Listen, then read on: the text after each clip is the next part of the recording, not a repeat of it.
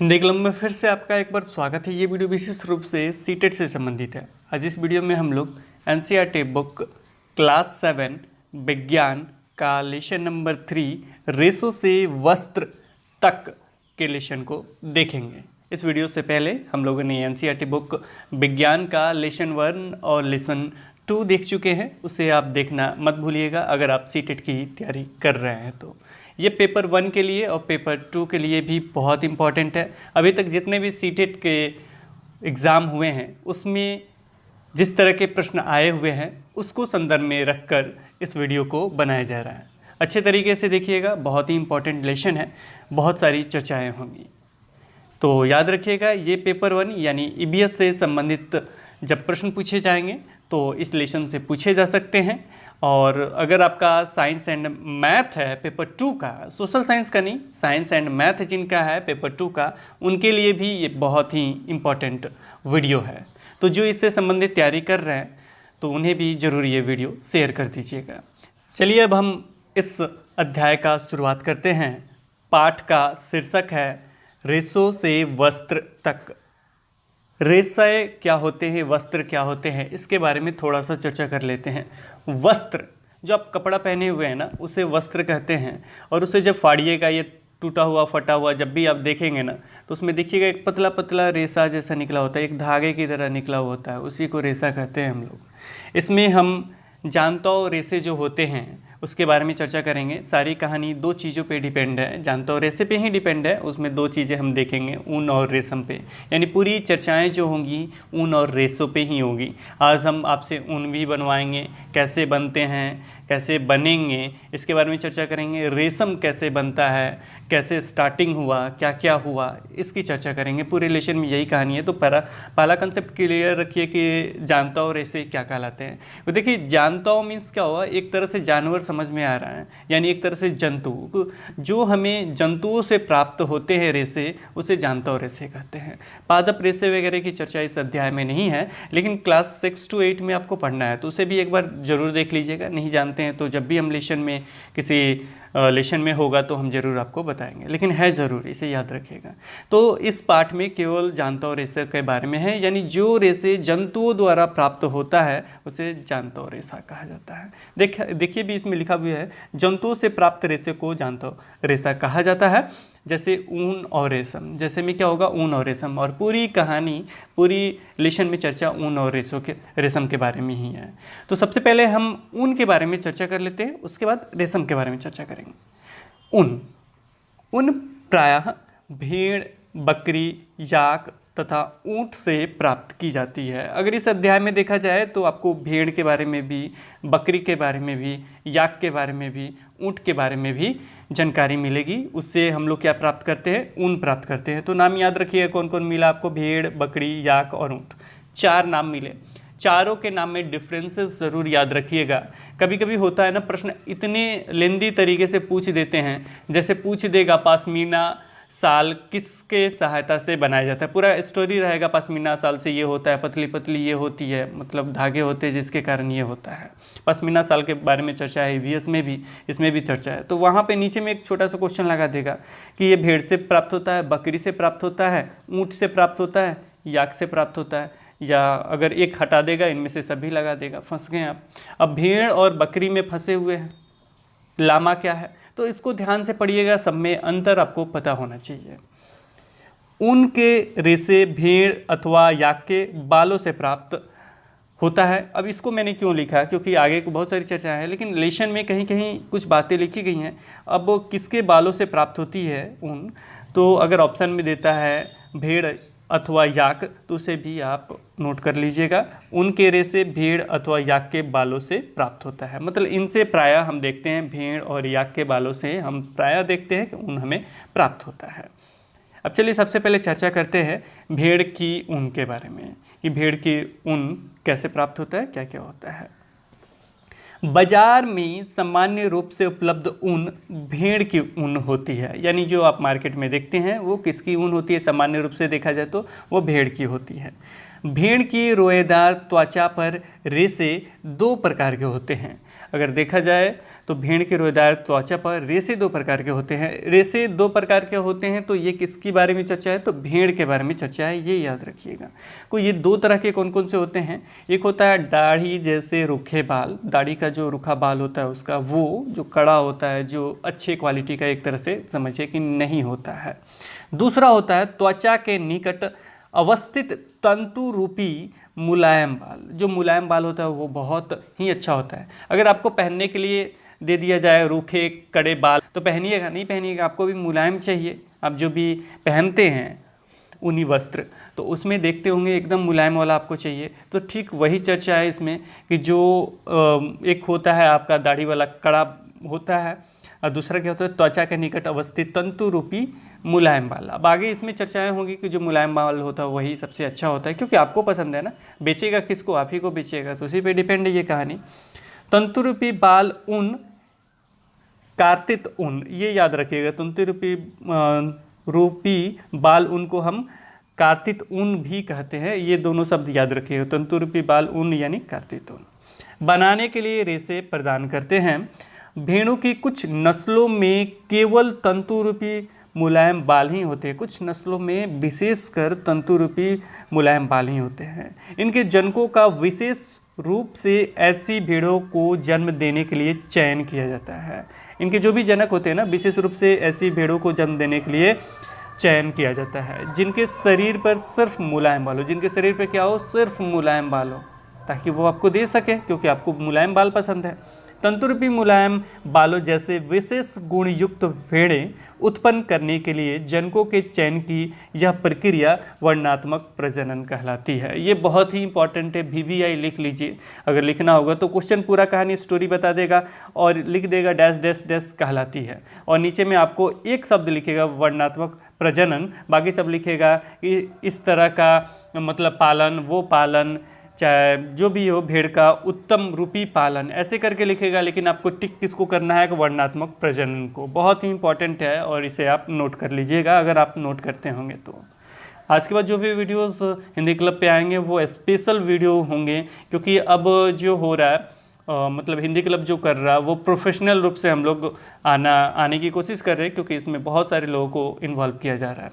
वो आगे आपको बताया जाएगा कि क्यों ऐसा हो रहा है। भेड़ों की संख्या की दृष्टि से चीन और ऑस्ट्रेलिया के बाद भारत का विश्व में तीसरा स्थान है। भेड़ों की संख्या की दृष्टि से देखा जाए तो चीन और ऑस्ट्रेलिया के बाद भारत का कौन सा स्थान है? तो तीसरा स्थान है। यद्यपि न्यूजीलैंड की भेड़ों से सबसे अच्छी ऊन प्राप्त होती है। और पूछा जा सकता है कि भारत का स्थान कौन है, यानी कितने स्थान पे हैं? तो तीसरे स्थान पे, फर्स्ट नंबर पे कौन है? तो चीन है। और स्टार्टिंग जो मतलब इसके बारे में नहीं, मतलब जब कपड़े की चर्चाएं जब स्टार्टिंग हुई थी तो वो कहाँ से हुई थी? तो चीन से ही हुई थी। तो ऐसे भी याद रखिए कपड़े की चर्चा कहाँ से स्टार्ट हुई थी, तो वो कहाँ से हुई थी। यानी रेशम की जब चर्चाएं होती है तो जब भी चर्चा होगी तो रेशम का शुरुआत कहाँ से हुआ था? चीन से हुआ था। तो समझिए कपड़ा का जब भी मतलब ऊन का हो चाहे किसी चीज़ का हो तो उसमें सबसे नंबर 1 पे कौन रहेगा? तो चीन रहेगा। उसके बाद ऑस्ट्रेलिया आता है, उसके बाद भारत आता है। लेकिन क्वालिटी की जब चर्चा होगी तो न्यूजीलैंड की भेड़ों की सबसे अच्छी ऊन प्राप्त होती है। तो सबसे अच्छी क्वालिटी कहाँ है? न्यूजीलैंड में। चलिए आगे बढ़ते हैं हम लोग। याक की ऊन के बारे में चर्चा कर लेते हैं। याक मतलब इंडिया में ये चर्चाएं हैं। याक की ऊन तिब्बत और लद्दाख में प्रचलित है। बस यही केवल एक लाइन दिया गया था, इसे याद रखिएगा। याक की ऊन कहाँ प्रचलित है? तो तिब्बत और लद्दाख में। याक यानी तिब्बत लद्दाख, याक यानी तिब्बत लद्दाख, याद कर लीजिए। याक यानी तिब्बत लद्दाख, याद हो गया। चलिए अब हम चर्चा करते हैं बकरी के बारे में, बकरी के ऊन के बारे में। अंगोरा ऊन अंगोरा नस्ल की बकरी से पाया जाता है। पूछा जा सकता है अंगोरा ऊन जो है किस नस्ल डैश डैश पाया जाता है? नीचे में ऑप्शन दे देगा। ऑप्शन ए अंगोरा नस्ल की बकरी से, अंगोरा नस्ल की याक से, अंगोरा नस्ल की ऊंट से, अंगोरा नस्ल की भेड़ से। तो इसे याद रखिएगा, ये एक तरह की बकरी है जो जम्मू कश्मीर के पहाड़ी क्षेत्रों में पाई जाती है। जो कहाँ पाई जाती है? वो जम्मू कश्मीर के पहाड़ी क्षेत्रों में पाई जाती है। तो याद रखिएगा जम्मू कश्मीर में बकरी पालन होता है, वहाँ ठंडा जगह है, क्योंकि पिछली बार जब हम स्टोरी पश्मीना के बारे में पढ़ रहे थे, पश्मीना की साल जो बनाई जाती है कश्मीर में, तो वहाँ बहुत ज़्यादा ठंडा होता है और ठंडे के रुकावट के लिए वहाँ पे छोटे छोटे मतलब बहुत ही महीन वहाँ पे मतलब बर आ जाते हैं। बर मीन्स क्या हुआ, उसके शरीर पे फर आ जाते हैं, बाल आ जाते हैं। तो वो क्या होता है, बहुत ठंडे जगह जाके वो लोग रहते हैं। तो ये कहाँ ठंडा रहा जा सकता है, को कश्मीर में, जम्मू कश्मीर में रहा जा सकता है। तो उसी से संबंधित है। अंगोरा भी वही है, जम्मू कश्मीर के पहाड़ी क्षेत्रों में पाई जाती है। कश्मीरी बकरी के त्वचा के निकट मुलायम बाल यानी फर होते हैं, जिससे पश्मीना सालें बनाई जाती है। तो पश्मीना सालें किससे बनाई जाती है, कि बकरी के ऊन से बनाई जाती है, ये याद रखिएगा। अब हम चर्चा करते हैं ऊँट की। तो अभी तक तो हम लोग इंडिया में थे, अब चलते हैं ऊँट की। जब चर्चा होगी ना तो दक्षिण अमेरिका चलिएगा। कहाँ चलना है हमें, दक्षिण अमेरिका। देखिए उसी से संबंधित होगा। दक्षिण अमेरिका में पाए जाने वाले लामा और एल्पेका नामक ऊँट से ऊन प्राप्त किया जाता है। ये भी बहुत ही इंपॉर्टेंट है, अगर नोट करना चाहें तो नोट कर सकते हैं। दक्षिण अमेरिका में, यानी ऊँट मीन्स दक्षिण अमेरिका, ऊँट मीन्स दक्षिण अमेरिका। और इसमें दो नाम आएंगे, लामा और एल्पेका। लामा और एल्पेका। लामा मीन्स लंबा, एल्पेका मीन्स एल भी लंबा होता है ना, दोनों के सर क्या हुए, लंबे हुए। तो दोनों के सर लंबे हैं, यानी क्या है, वो ऊँट है। और ये है कहाँ, दक्षिण अमेरिका में। तो दक्षिण अमेरिका में पाए जाने वाले लामा और एल्पेका नामक ऊँट से ऊन प्राप्त किया जाता है। आगे बढ़ते हैं, याद भी हो गया होगा। लामा मिस लंबा, एल्पेका मिस वो भी एल होता है। एल्पेका मिस क्या है, एल समझ जाइए, और वो भी उसका भी गर्दन लंबा है। तो दोनों का गर्दन लंबा है, यानी क्या हो जाएगा, ऊँट का गर्दन लंबा होता है। कि सारी चीज़ मिल रहा है, और ये है कहाँ, दक्षिण अमेरिका में। बस इससे ज़्यादा इसमें कुछ नहीं है इस लाइन में। आगे देखिए क्या लिखा हुआ, रेशों से ऊन बनाना। रेशों से ऊन कैसे बनाया जाता है, इसके बारे में चर्चा है। ऊन प्राप्त करने के लिए भेड़ों को पाला जाता है। भेड़ के बारे में है। उनके बालों को काटकर फिर उन्हें संसाधित करके ऊन बनाई जाती है। कैसे संसाधित किया जाता है, इसकी चर्चा हम थोड़ा सा रुक के करेंगे, यानी भेड़ पालन और प्रजनन के बात करेंगे। तो चलिए अब हम बात कर लेते हैं भेड़ पालन और प्रजनन के बारे में। ये थोड़ा सा याद करने वाला चीज़ है, आपको इसे याद कर लीजिए एक बार। जम्मू और कश्मीर, हिमाचल प्रदेश, उत्तराखंड, अरुणाचल प्रदेश, सिक्किम के पहाड़ी क्षेत्रों तथा होना चाहिए अथवा लिखा हुआ है, हरियाणा, पंजाब, राजस्थान और गुजरात के मैदानों में भेड़ पाले जाते हैं। यहाँ भेड़ पाले जाते हैं, ये नाम आप याद रख सकते हैं। जम्मू कश्मीर, हिमाचल प्रदेश, उत्तराखंड, अरुणाचल प्रदेश, सिक्किम के पहाड़ी क्षेत्रों, हरियाणा, पंजाब, राजस्थान, गुजरात के मैदानों में भेड़ पाले जाते हैं। जम्मू और कश्मीर लिखा हुआ है। अब यहाँ पे आगे लिखा हुआ है, गड़रिया भेड़ों के झुंड को चराने ले जाते हैं। कौन चराने ले जाते हैं, को नाम याद रखिएगा। भेड़ों के झुंड को चराने गड़रिया ले जाते हैं, ये नाम याद रखिएगा। आपने स्टोरी भी पढ़ा होगा गड़रिया का, जो मतलब चिल्लाता है कि मेरे भेड़ों को कोई लेके चला गया, हमेशा चिल्लाता है। और एक बार कोई आ जाता है, जानवर लेके चला जाता है, तो कोई उसके बुलाने पे नहीं आता है। लोग कहते हैं कि ये मजाक बना रहा है। तो उसी से समझिएगा, याद रहेगा ही आपको, भेड़ों के झुंडों को चराने कौन ले जाते हैं, गड़रिया। भेड़ क्या होते हैं, वो शाकाहारी होते हैं और वह घास और पत्तियाँ पसंद करते हैं, खाना पसंद करते हैं। क्या क्या, घास और पत्तियाँ। भेड़ पालक यानी पालने वाला उन्हें हरे चारे के अतिरिक्त, यानी जो भी घास और पत्तियाँ हैं, इसके अतिरिक्त क्या क्या देता है, ये भी इंपॉर्टेंट है, याद रखिएगा। दालें, मक्का, ज्वार, खली और खनिज भी खिलाते हैं। अब खली क्या होता है, तो आपने देखा होगा बीज में से, यानी जो भी बीज होता है ना, दलहन चीज़ें, सॉरी तिलहन चीज़ें, जैसे तेल वगैरह जिससे निकलता है, वो जब तेल मतलब उसको पेड़ के तेल निकाल लिया जाता है, तो जो भी बचा हुआ पदार्थ होता है ना, उसे खली कहते हैं। आप लोग देखें भी होंगे, सरसों का तेल जो होता है वो मशीन में डाल दिया जाता है, फिर पेड़ के वो तेल निकल जाता है, फिर जो बच जाता है, बचा हुआ पदार्थ बाहर निकलता है, उसे हम लोग खली कहते हैं। तो ये सारी चीज़ किसको खिलाया जाता है, तो भेड़ को खिलाया जाता है। सर्दियों में, मान लीजिए ठंडा का मौसम है, तो थोड़ा रख रखाव तो करना होगा, बाहर तो आप ले नहीं जा सकते क्योंकि आपको भी ठंडा लगेगा। तो सर्दियों में कैसे होता है, तो सर्दियों में भेड़ों को घरों में अंदर रखा जाता है और उन्हें पत्तियां, अनाज और सूखा चारा खिलाया जाता है। ये भी याद रखिएगा, सर्दियों में क्या किया जाता है, तो भेड़ों को घरों के अंदर रखा जाता है और पत्तियां, अनाज और सूखा चारा खिलाया जाता है। भेड़ की कुछ नस्लों के शरीर पर बालों की घनी परत होती है। भेड़ की कुछ नस्लों के शरीर पर बालों की घनी परत होती है। ये चर्चा फिर वही वर्णनात्मक प्रजनन से संबंधित होगा। भेड़ों की कुछ नस्लों के शरीर पे बालों की घनी परत होती है, जिससे बड़ी मात्रा में अच्छी गुणवत्ता की ऊन प्राप्त होती है। जैसा कि पहले भी बताया गया है, इन भेड़ों को वर्णनात्मक प्रजनन द्वारा उत्पन्न किया जाता है। वर्णनात्मक मीन्स क्या हो गया, एक वर्णन तरीके से, यानी इकट्ठा करके पूरा चीज़ वर्णन कर दिए, उसमें से स्पेशल क्वालिटी का ले लिए, इसी को याद रखिएगा। मतलब हिंट्स दे रहा हूँ याद करने का तरीका, कैसे याद रखेंगे वर्णनात्मक प्रजनन, शब्द कैसे याद रखें। तो समझिए पूरा वर्णन कर लिए, उसमें अच्छी क्वालिटी का जो प्रजनन देती है ना, उससे निकाल लिए, उसी को कहते हैं वर्णनात्मक प्रजनन द्वारा उत्पन्न किया जाता है, जिसमें एक जनक किसी अच्छी नस्ल की भेड़ होती है। जब पाली गई भेड़ के शरीर पे बालों की घनी वृद्धि हो जाती है तो ऊन प्राप्त करने के लिए उसके बालों की काट लिया, तो उसके बालों को काट लिया जाता है। जब घनी वृद्धि हो जाएगी उसके बालों पे, उन बालों को काट लिया जाता है। ये बाल कब कटते हैं, क्या क्या है, इसकी सारी चर्चाएं आगे हैं। अब भेड़ों के कुछ भारतीय नस्लें हैं, इसको थोड़ा सा याद करना पड़ेगा। जैसे में पहला है, ये नाम पहले नस्ल का नाम मैं बता देता हूँ, लोही, रामपुरी, बुसायर, नाली यानी नली, नाली नाली याद रखिएगा, बाखरवाल, मारवाड़ी, पाटनवाड़ी।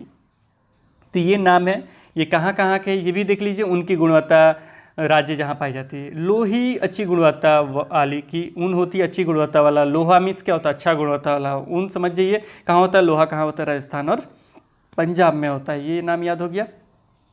रामपुर, बुसायर, ये भूरी ऊन होता है, और ये रामपुर बुसायर, रामपुर छुरी देखे ना, चाकू, रामपुरी या चाकू आप सुने भी होंगे।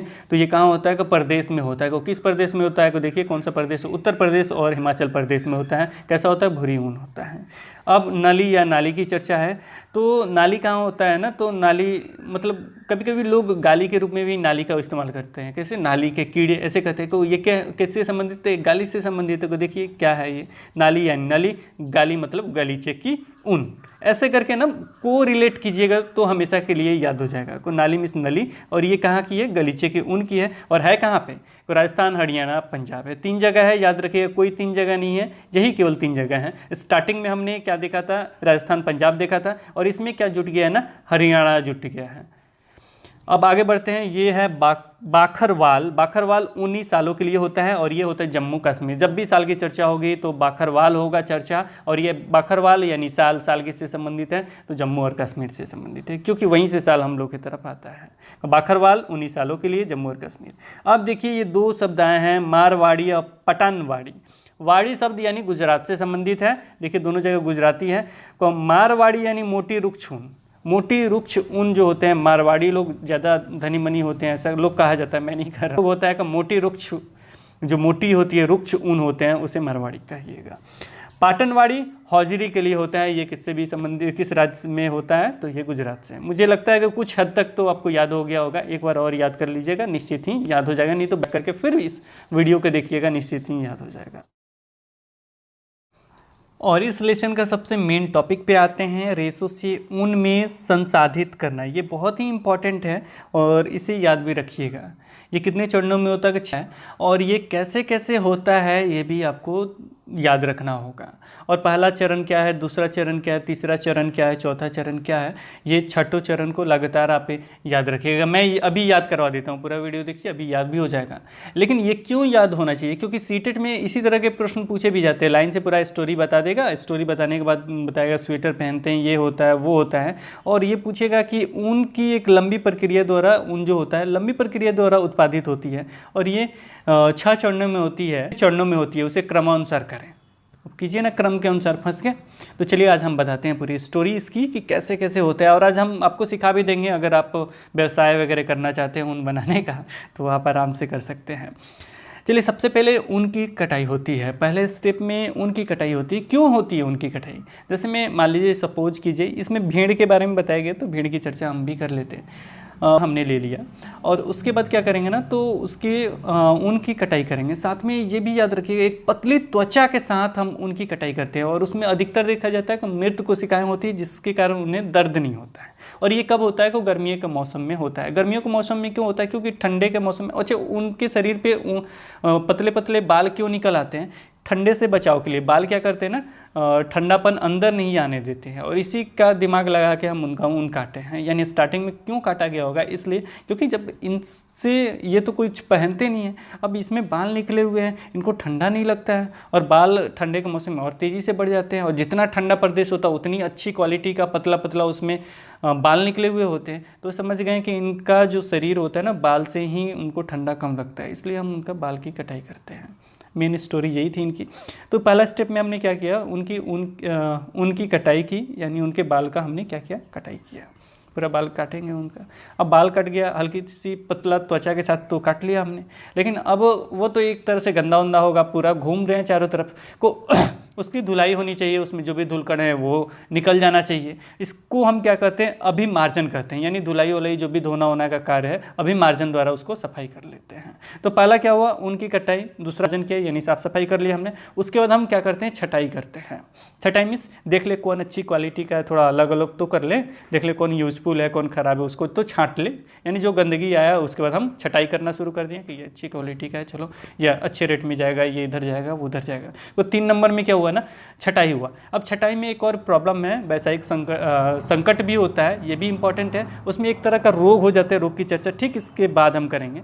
क्या होता है, एंथ्रेक्स नामक एक जीवाणु होता है, उसके कारण रोग फैलता है। तो छटाई में एक प्रॉब्लम भी होता है, यानी जो वहाँ काम करते हैं उन्हें प्रॉब्लम होता है।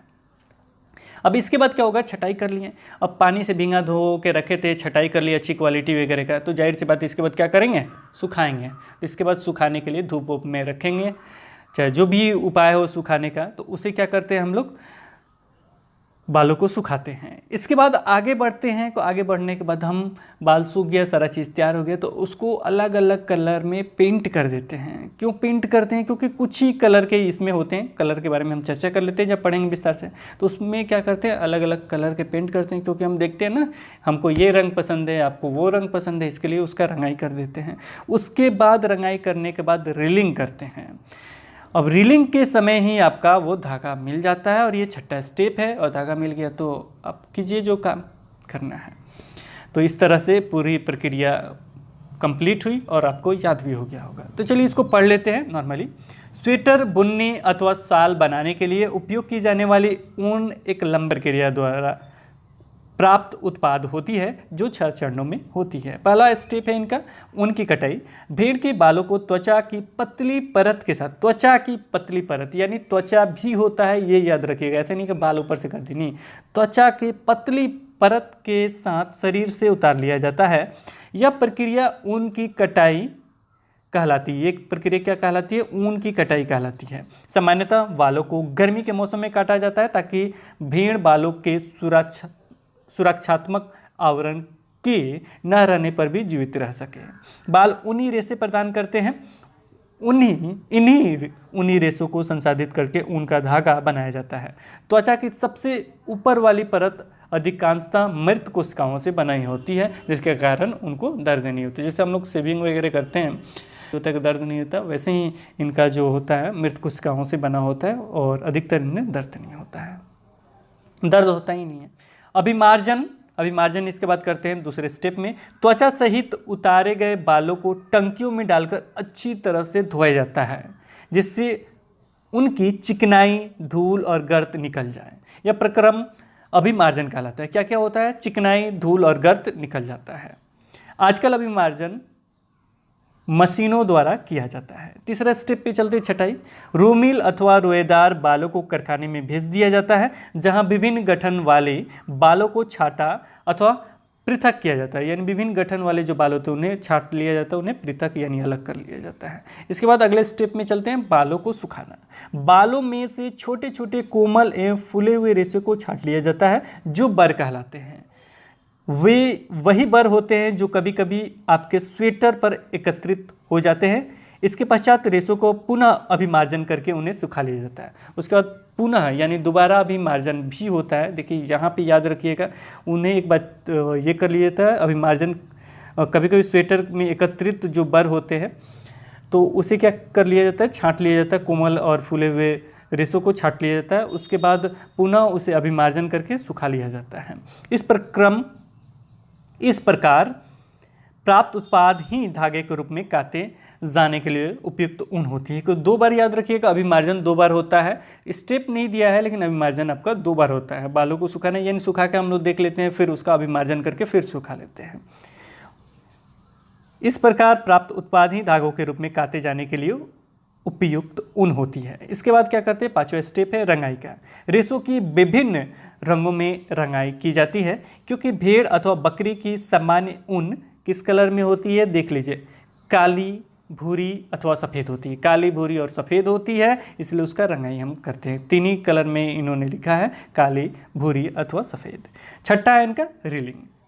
अब रेशों को सीधा करके, अब रेशा टेढ़ा बड़ा होगा तो उसको रीलिंग क्या हो, सीधा करके, तो अब रेशों को सीधा करके सुलझाया जाता है, फिर लपेटकर उससे धागा बनाया जाता है। लंबे रेशों को काटकर स्वेटरों की ऊन के रूप में और अपेक्षाकृत छोटे रेशों को काटकर ऊनी वस्त्र बुनने में उपयोग किया जाता है। अब यहाँ पे 2 बातें आती है, स्वेटर में लंबे बाल और ऊनी जो वस्त्र बनाए जाते हैं वहाँ अपेक्षाकृत छोटे रेशों का उपयोग किया जाता है। यानी जो लंबे रेशे होते हैं वो कहाँ जाएंगे, स्वेटर में जाएंगे, और जो छोटे छोटे रेशे होते हैं वो कहाँ जाएंगे, वस्त्र में जाएंगे। तो ये भी याद रखिएगा, दोनों में डिफरेंस दिया जा सकता है। पूरा स्टोरी बता देगा, यही पूछ देगा कि आपका लंबे जो बाल होते हैं किस में उपयोग होते हैं, चाहे डस दे देगा, और अपेक्षाकृत जो छोटे रेशे होते हैं वो किस में उपयोग होगा, डस दे देगा। दोनों का आंसर लिखे, पहले दे देगा सूती ऊनी वस्त्र दे देगा, अब बाद में दे देगा आपका क्या, स्वेटर, तो गलत हो जाएगा। फिर यही स्टेप दोनों में उल्टा कर देगा, इसी में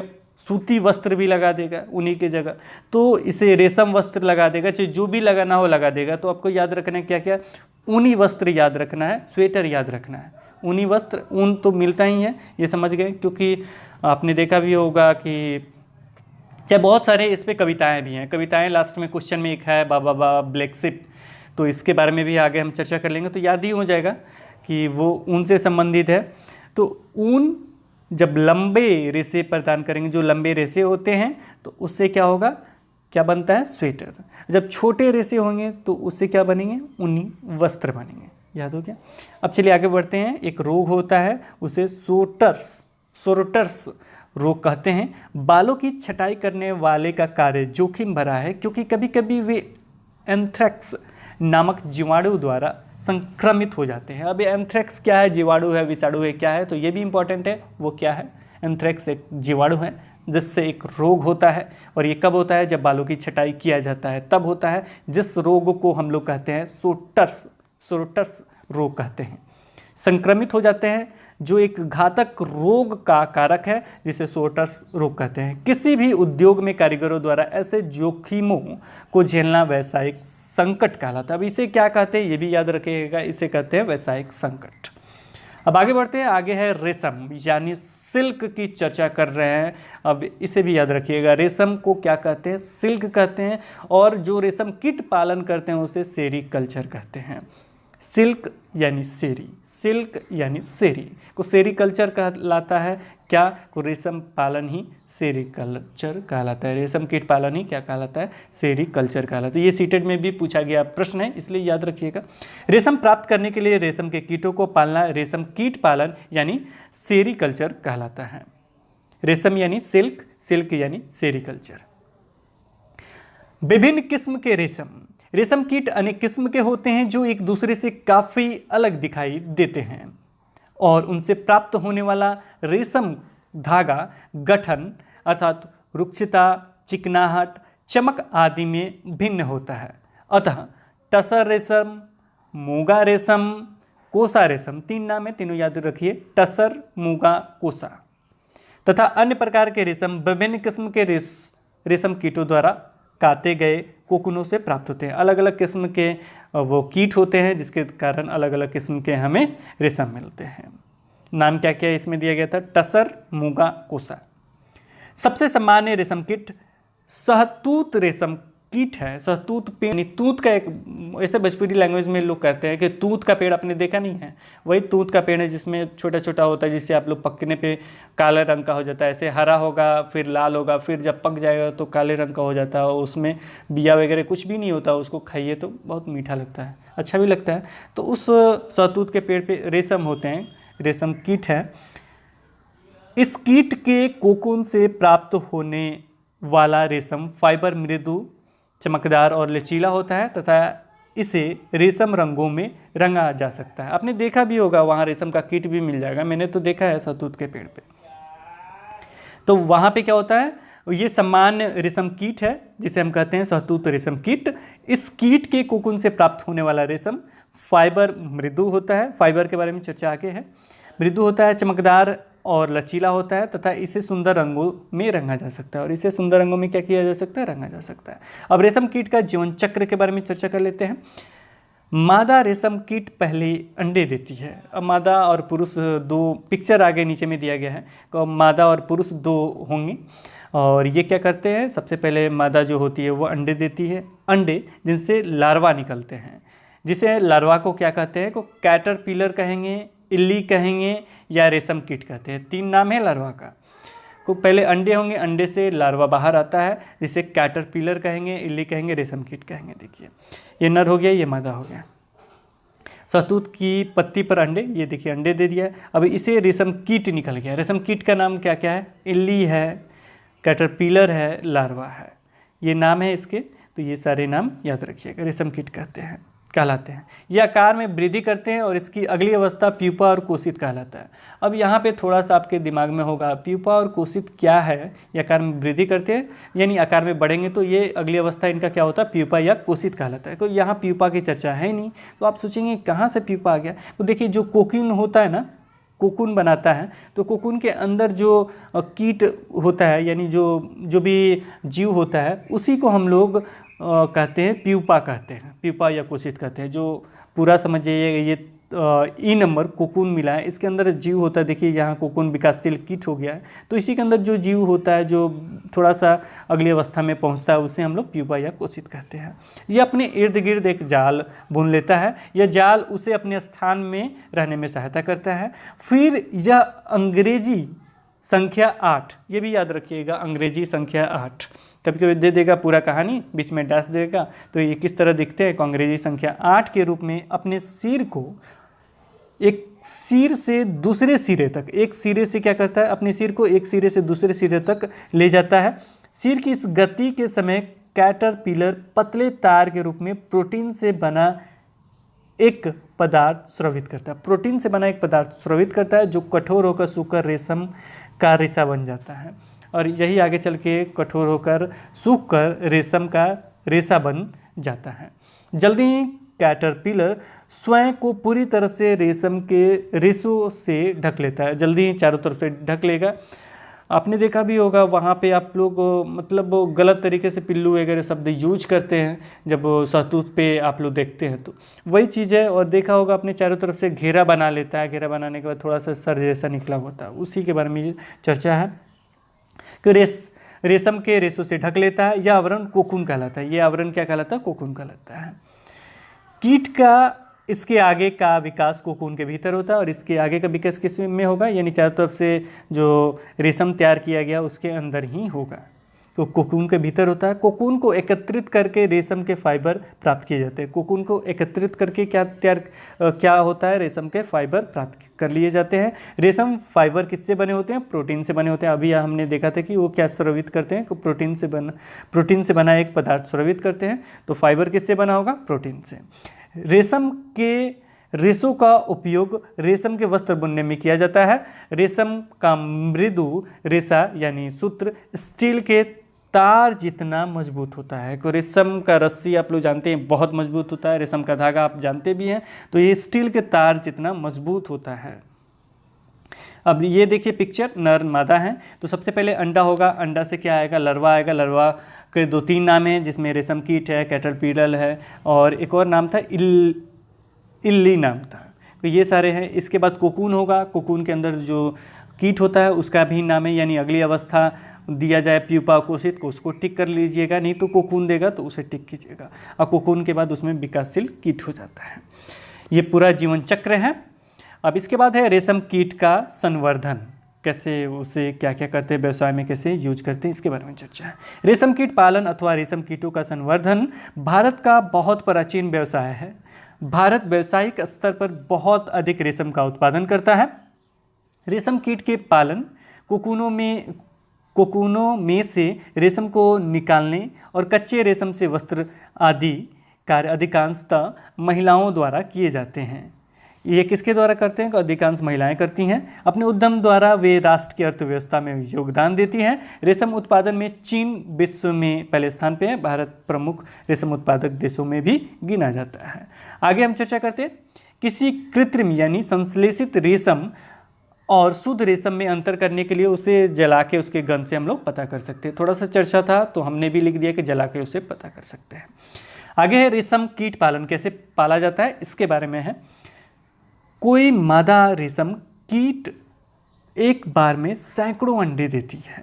अंडों को सावधानी से कपड़ों की पट्टियों अथवा कागज़ पे संग्रहित करके रेशम कीट पालकों को बेचा जाता है। सबसे पहले अंडे देती है। अंडे को व्यवसाय के लिए कुछ लोग क्या करते हैं, उसको लेते हैं और जो भी रेशम कीट पालक है उनको बेच देते हैं। तो ये किस पे होता है? अंडों को सावधानी से कपड़े की पट्टियों अथवा कागज़ पे संग्रहित किया जाता है, उसके बाद इसे बेच दिया जाता है। ये पालक या किसान अंडों को स्वास्थ्यकर स्थितियों, अब किस स्थिति में रखना चाहिए, उचित ताप एवं आर्द्रता की अनुकूल स्थितियों में रखते हैं।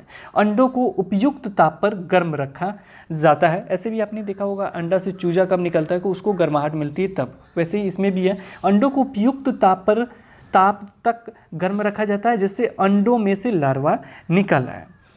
यह तब किया जाता है जब शहतूत के वृक्षों पर नई पत्तियां आती हैं। शहतूत के वृक्षों पर नई पत्तियां आती है तभी ये किया जाता है, ताकि वो पत्तियों खा के जिंदा रह सके। इनका भोजन क्या है? तो पत्तियों को खाना है। किसके पत्तियों को? शहतूत के पत्तियों को खाना है। आगे भी चर्चा होगी। लार्वा जो कैटरपिलर अथवा रेशम कीट कहलाते हैं दिन रात खाते रहते हैं और माप यानी साइज में काफ़ी बड़े हो जाते हैं। कीटों को शहतूत यानी शहतूत का वैज्ञानिक नाम है मोरस एल्बा की ताज़ी कटी पत्तियों के साथ बांस की स्वच्छ ट्रे में रखा जाता है। यानी स्वच्छ ट्रे में रखा जाता है, बांस की ताज़ी पत्तियों के एक ट्रे बना दिया जाता है, उसी में रखा जाता है। 25 से 30 दिनों यानी लगभग 1 महीने के बाद कैटरपिलर खाना बंद कर देते हैं, यानी पूरा जम के खाते हैं 1 महीने।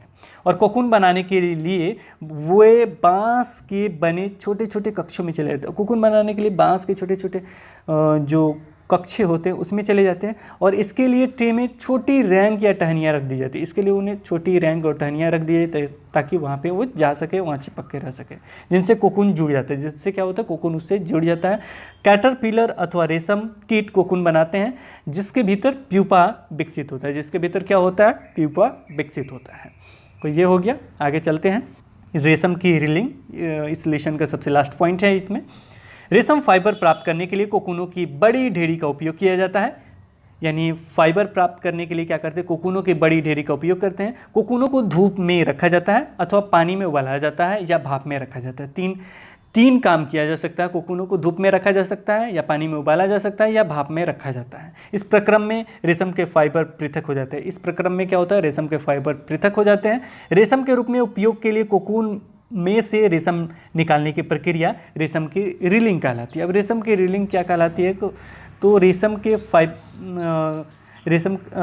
के रूप में उपयोग के लिए कोकून में से रेशम निकालने की प्रक्रिया, यानी जब रेशम का उपयोग किया जाएगा इसके लिए कोकून से रेशे निकालने की प्रक्रिया को हम लोग रीलिंग कहते हैं। रेशम की रीलिंग कहलाती है।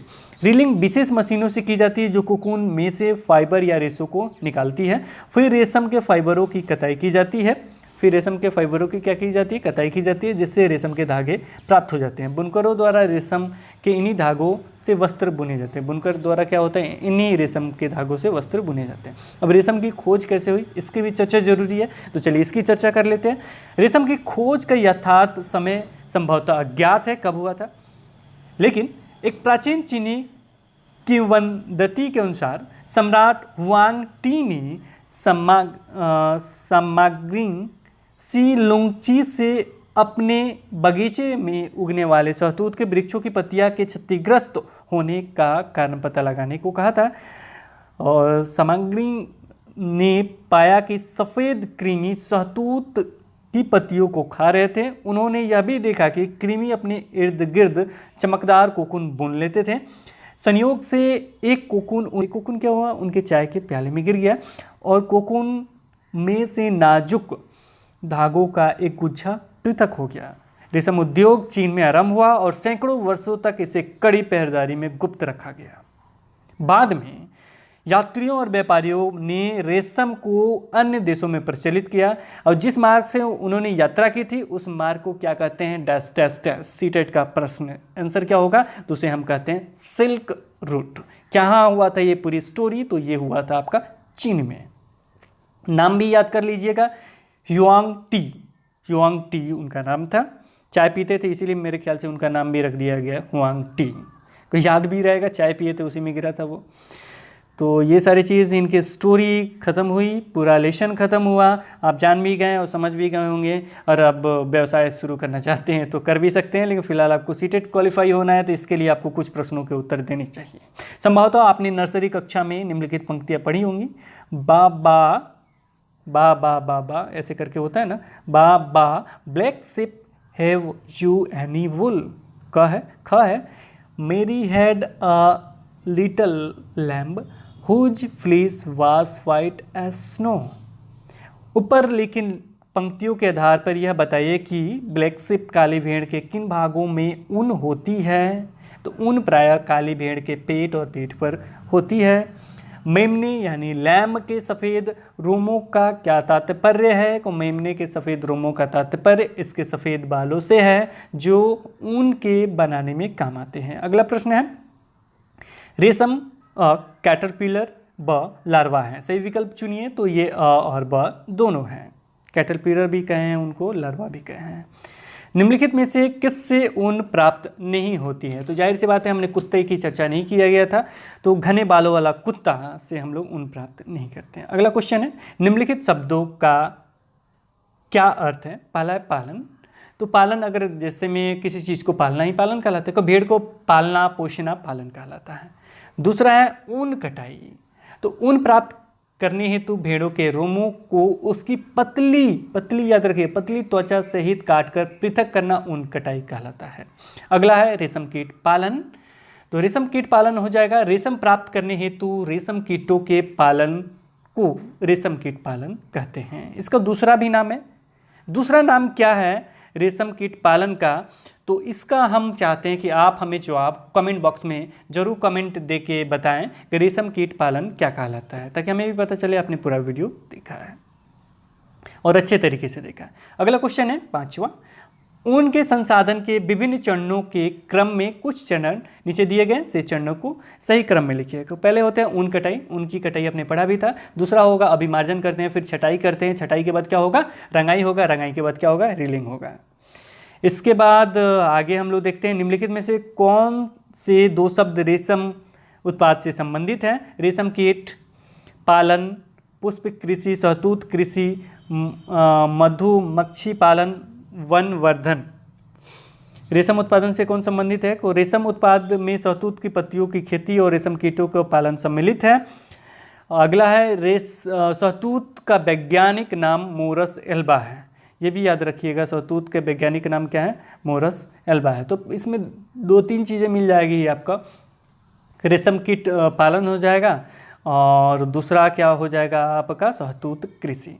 अब ये लास्ट क्वेश्चन है और ये वीडियो यहीं समाप्त भी हो जाएगा और वाक मिलाना है। अभिमार्जन में हमने क्या किया था, काटी गई ऊन की सफाई करना अभिमार्जन होता है। शहतूत की पट्टियाँ को, शहतूत की पत्तियाँ किससे संबंधित है, को रेशम कीट का ये भोजन होता है। याक क्या है, तो याक ऊन देने वाला जंतु होता है। कोकून क्या है, को रेशम फाइबर उत्पन्न करता है। कोकून क्या करता है, रेशम फाइबर उत्पन्न करता है। तो इस लेसन में महत्वपूर्ण पॉइंट्स यही थे और पूरा लेसन एक तरह से एनसीईआरटी बुक भी हमने पढ़ दिया है। तो एक बार आप एनसीईआरटी बुक देख लीजिएगा, मुझे तो नहीं लगता कुछ छूटा हुआ है। एक और प्रश्न था विस्तारित अध्ययन में, क्रियाकलाप था कि पूजा कोकून से प्राप्त हो सकने वाले रेशम के सतत रेशे की अधिकतम लंबाई जानना चाहती है। तो अगर जानकारी प्राप्त करना है तो लगभग 980 मीटर उसका लंबाई होता है, 980 मीटर। ये लेकिन प्रश्न पूछा नहीं जाता है, लेकिन हमने बता दिया, ऐसे दिखाई दिया। तो ये सारी चीज़ थे जो आपको समझ में आ गया होगा। मुझे लगता है कि पूरा वीडियो आपने अच्छे तरीके से देखा होगा और हम आशा नहीं पूर्ण विश्वास करते हैं कि इस तरह आप पूरा वीडियो देखते रहेंगे तो निश्चित ही पेपर 1 और पेपर 2 दोनों में अच्छे नंबर से क्वालिफाई होंगे। और भी बहुत सारे वीडियोज़ आने वाले हैं, तो आप बने रहें हमेशा हिंदी क्लब पे। और जो भी ओल्ड वीडियोज़ है ना 2018 में जो बनाए गए थे, उन सारे वीडियो को प्लीज़ देखिए, वो बहुत ही इंपॉर्टेंट है। अगर पुराने पैटर्न पे फिर से क्वेश्चन पूछा गया तो एक भी प्रश्न इधर उधर नहीं जाएंगे। जो भी वीडियोस हैं देखते रहिए, दिन रात देखते रहिए, एक भी वीडियोस मिस मत कीजिए। देखिए कुछ ना कुछ नॉलेज तो ज़रूर मिलेगा, ये मेरा वादा है। तो आज इस वीडियो में इतना ही। ये वीडियो कैसा लगा ये हमें कमेंट बॉक्स में ज़रूर बताइएगा। साथ में जो भी प्रश्न पूछे जाते हैं वो भी कमेंट बॉक्स में ज़रूर बताइए, ताकि हमें आपको आगे भी वीडियो देने में अच्छा लगे। और जो भी कमेंट में सबसे पहले आंसर देंगे उनका नाम अगले वीडियो में हम ज़रूर लेने की कोशिश करेंगे। इसलिए कमेंट में हमें जवाब भी दीजिए, ताकि हमें आगे वीडियो बनाने में भी मज़ा आए। और साथ में आप इस वीडियो को लाइक करें, शेयर करें, ताकि और लोग भी जुड़ सके, और लोग देखेंगे तो हमें और भी वीडियो बनाने में अच्छा लगेगा। Okay, thanks for watching this video. फिर से मिलेंगे एक नए वीडियो के साथ। तब तक बने रहें आप हिंदी क्लब पे, प्रत्येक वीडियोज़ को देखते रहें। धन्यवाद।